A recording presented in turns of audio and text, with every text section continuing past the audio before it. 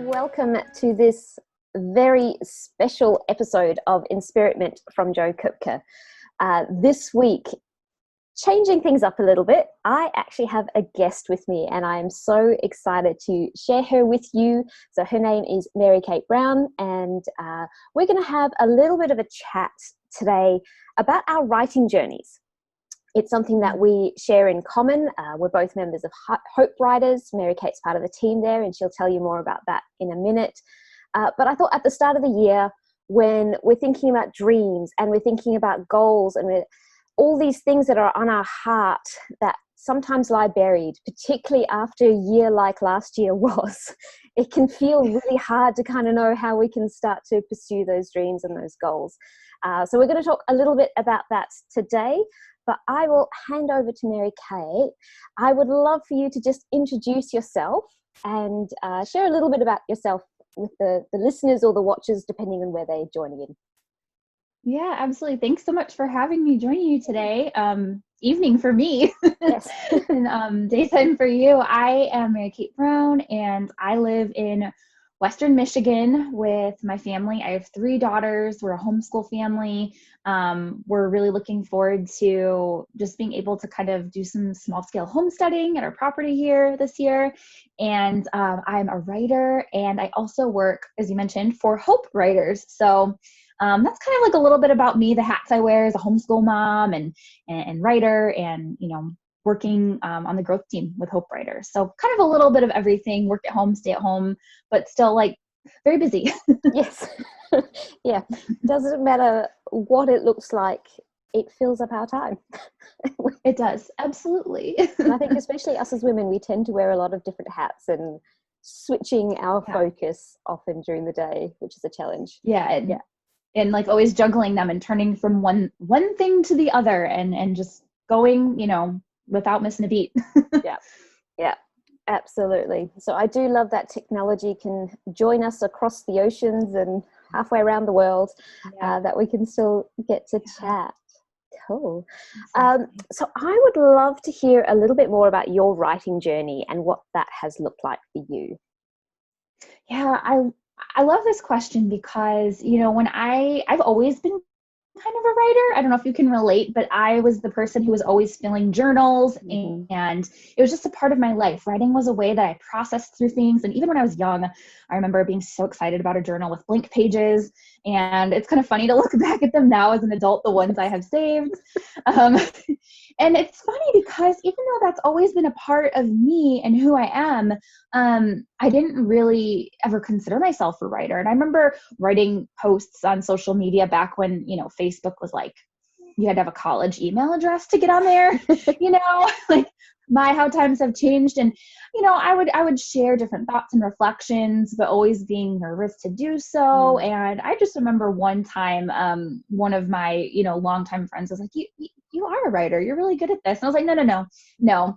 And it wasn't until after my first daughter was born, like 8.5 years ago now, that I just really felt like, you know what, I think that if I could just share with one person and the things that are on my heart or the things I'm pondering and thinking of, if they could really, you know, connect to one person, like I think I need to share what I have in me. There was just like this pull. And I think a lot of us at the beginning of our writing journey, if we've been those lifelong journalers, we can relate to that feeling of like, oh, I feel like I need to share something. And so that's where it started for me, was just acknowledging that small nudge and being brave enough to say, okay, I'm going to start a blog. So that was in, oh my goodness, I don't know, I can't even put it together now, around 2014, 2015, I finally like bought a domain and did all of those good things. And it wasn't, you know, it was like around that time that I had heard about Hope Writers.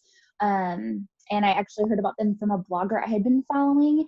And that was the place where I realized like, oh, there's other people out there like me that want to do this too. And, you know, filled their journals and, you know, are just really trying to pursue this career, this writing career, whether that means like publishing a book. I mean, that wasn't on my mind at all at that time. But just knowing that writing was something that I was going to do for the rest of my life. I'd already done it for my whole life. Does that make sense? Yeah, Absolutely. I think our journeys are quite similar in that respect. Even the I love it. timeline of when we started blogging and everything, I'm like, that sounds very familiar. And now here we are. Yeah, now here we are. Yeah, it Right. doesn't take long. It doesn't take long. So I'd love to know from you, what has made the biggest difference for you in this journey of kind of going from that journaling and just private to having the confidence to call yourself a writer. And I know you've sort of been publishing things for other people to read for a while now, and with part of publishing a book last year as well. I'd love to know what made the biggest difference in being able to make those transitions? I would honestly say for me, it was being able to connect with other people in a community, a place where, you know, it really enlarged my vision. Because like I said, when I started writing, I wasn't thinking about like, oh, maybe one day I'll publish a book or whatnot. I just thought that's not for me. Like I am the most normal person, the most normal mom in the whole world. And seeing other people who have a similar story, who are the most normal people in the world, just seeing the way that their stories and their messages were impacting people's lives. And honestly, the way my life had been impacted by other people who stepped out and were sharing their stories and just being really raw and honest with where they're at or sharing their expertise. I mean, how much do we learn from the internet and from people who have experience and training that we don't have? And so I just saw that benefit in my own life, and being with a community of people who recognized that and wanted to step out and learn how to serve people well was what was the biggest change for me. And as you mentioned, one of the really big projects I had the privilege of being involved with this past year was collaborating on a book with the Kindred Mom blog and podcast. And our team came together and we self-published a beautiful essay collection. And I just look back on that and I'm like, I never would have imagined that that is something that I would have, I wouldn't have just thought I could do it without that support of the community, without the other people teaching me and spurring me on and helping me really hone my writing skills and find out what my message is. So it really had to be that side of it, is the other people. Yeah, I love that. I think so often we have this picture of writing as, being this hermit in a cabin, and, it's viewed as a very lonely pathway, and it can be at times, but yeah, I totally agree. The difference that comes in when you are encouraging each other and in this community that can teach you and spur you on, and you encourage others and coming alongside, it does make such a difference. I know that was certainly my case. I'd always thought maybe I'll publish a book one day, but it wasn't until I was in that community and learning and growing that it became a reality for me too. And we'll definitely link to the book in the show notes in the description as well. Great. So we'll make sure that people can have a look at that as well, because it's I love the Kindred Mum blog and all the things that you guys do. So definitely want to be able to share that with people. I think a lot of my audience, a lot of my community will get a lot out of that as well. Great. Yes, that's been great. Thank you. The other thoughts I had, so obviously we've mentioned Hope Writers and that you're part of the team, and really that's the community that we're talking about a lot as well. Like I have a local writers group here, as well as the online Hope Writers community that we're both part of, and I love them both, and they make such a difference. And one of the reasons I wanted to have you on now, and I'm so glad that you were able to make time, is Hope Writers is opening its doors very soon, in a week? Just over.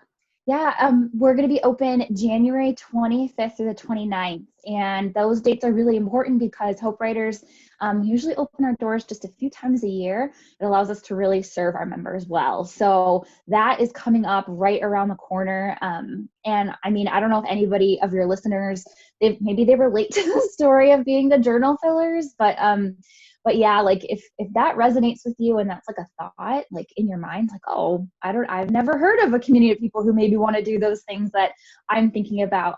That's when we'll be open for new people. So that's coming up. Yeah, absolutely. And I'll definitely leave some links, because if you've been around my writing or sharing at any point, you will have heard me talk about Hope Writers. It's one of the things that I don't shut up on. So we'll definitely make sure we have those links so that you can explore that for yourself. And Mary Kate, I know you've mentioned that you have a very generous offer for those listening or watching who are wanting to explore this a bit more. Can you tell us a bit about what you are offering? Yeah. So in my work with Hope Writers, what I get to do is I get to connect with people, honestly, like you and I, Joe, just people that are like, I don't know if I'm a writer. I don't know if this book idea I have is even worthwhile. And it's just really easy for us to get inside our own heads. And I think that we can do all the research, like go on the website, like read up about this or Google something or get lost in a Reddit thread. I mean, we could literally spend hours of our lives trying to figure out if this is a good idea or a bad idea. Is this actually doable for me or is it not? And so what I get to do is I get to meet with people on the phone or over Zoom and just listen and just hear. And I would love if there's anybody listening today that is like, or even, if they're listening and catching up on this episode late or whatever, if they're listening and they're just like, man, I know what that feels like. I have no idea. I'm just have a lot of confusion. I could really use some clarity on what might make sense for me. I would be more than happy to hop on a short, 20, 30-minute phone call, Zoom meeting, whatever, just to kind of be a sounding board and just maybe help you get that clarity on what your next best steps might be. And maybe Hope Writers is a part of that, but either way, I just think having a real life person to talk to who gets it, who isn't going to be like, are you sure about this? Because sometimes that's a little bit of a real hesitation with the people we know in real life. They love us and support us, but can be a little scary. So I would love to just offer that, like a quick little phone call and, just to talk and just to see like what might make sense for you. So if your listeners are interested, definitely you can give me my calendar link and then we can work that out. Yeah, that would be so good. I can definitely relate to that. Sometimes the people in your life, they love you, they support you, but if they're not writers and they don't have that way of thinking, sometimes they just don't get it. And you need to talk to someone who gets it, who will understand the angst and the conflict that you're going through in trying to make these decisions and figure things out. So yeah, I love that you are offering that, and we'll definitely put those links. Take advantage of that. I really encourage you, and this isn't about getting you to join Hope Writers through that call. It's genuinely about connecting with you and helping you find your next steps. And I talk about that a lot as well. Your next step. What is your next right thing? Thanks, Emily Freeman, who has brought that to us. And also Frozen 2 with that lovely song that gives us a reminder of it too. So yeah, thank you so much for your time and sharing a little bit of your story. To wrap up, I'd love to know, what is your best advice that you would have for someone who is just starting out or just sort of exploring if this kind of writing journey is for them? What would you want to say to them? Oh, I could say so much to them. So I will try to keep it brief. Again, this is what I do. I would say, number one, don't underestimate the significance of a consistent writing routine. Yes. Even if it's small, it can be so overwhelming, especially coming into a new year. I mean, we really want to just be like, I'm gonna hit all the goals and I'm gonna do all the things, but really do something. We recently talked about this too in a Tuesday together in one of our weekly meetings in Hope Writers. Just pick something that's so doable, it would feel almost ridiculous not to do it. And a lot of people I talk to are feeling overwhelmed. They're feeling like, well, I have all these responsibilities. I'm a mom, I work, I'm a leader of this thing, and I volunteer here. Think about part-time. Think about 15, 20 minutes a day, 3 to 4 days a week, super low pressure. What would it look like 3 months down the road if you were to stick to part-time, something like that? And what I like to tell people is, even starting small in that way, I think you'll be surprised that the longer you do that, the longer you stick with it, the more you realize you have more to say. And not only that, but that consistency and getting words down on a page or down on a screen, whatever is more comfortable for you, you never know what really beautiful seeds you're going to find. Something can come out in those really short cracks of your day that can really become something amazing. You never know. But if you just give it that little time each day, you never know what's going to come from it. And, you don't have to look at the whole year. You can look at a shorter time frame. You could look at the next 30 days, 60 days, 90 days, right? More short term, and reevaluate after that time. So I'd say if you're just starting out, stick with it and start small with something that feels really doable to you, because that's progress. And you're not going to regret any of that forward progress. Don't get, like frozen by the idea of, I can't put in, 12 hours. You don't have to. You can do 15 minutes here and there, and then just see what happens, right? Yeah, I love that. I love that. Progress over perfection is such a good phrase that I remind myself of frequently. Just keep going, just keep moving. So I love that.